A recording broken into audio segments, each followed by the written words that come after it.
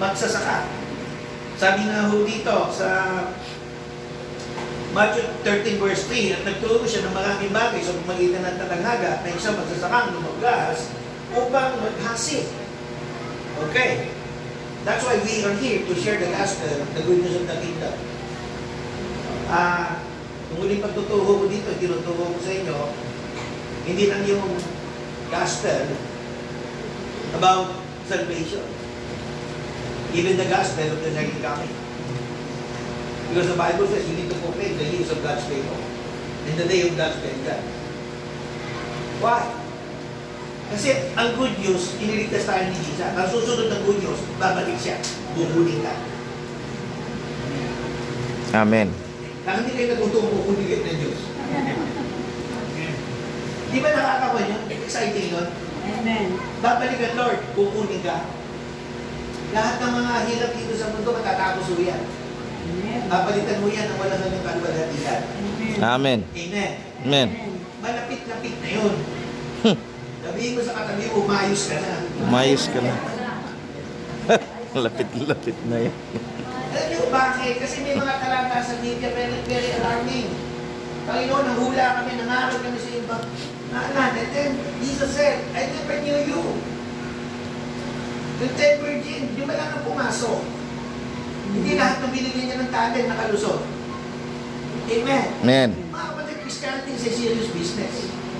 I'll tell you. Hindi yung pupunta ka lang sa church. Hindi yung niligtas ka lang ng Lord, tapos na, no. Isipin mo, napakalaki ng ginawa sa iyo ng Diyos. At ang Diyos, maghahanap din mo sa atin. At yun, ibahagi ho natin ang pagsamba. Amen ba? Amen. Okay, 2 Timothy chapter 2 verse 6, ang magsasaka nagpapagal ang may karapatan sa unang bahagi ng ani. Ang magsasaka, of course, nagtanim siya, pero may bahagi ito kanya yun. Pero hindi lahat. Amen. Tingnan niyo magsasaka, bakit siya nagtatanim? Hindi lang para sa kanya. Bakit doon sa mas marami nangangailangan ng iba? Amen ba?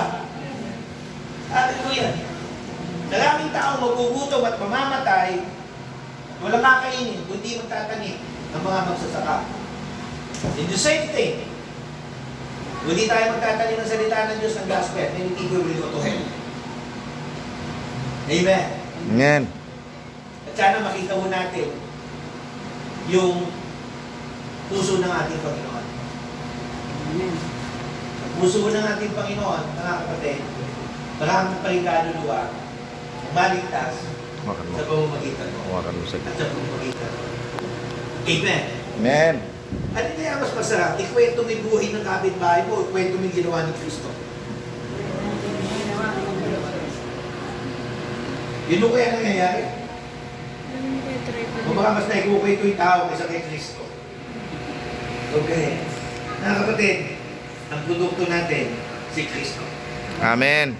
At piniging dala-dala mo, salita ni Kristo. Amen. Amen. Palakpakan natin ang Panginoon. Okay, mahalaga.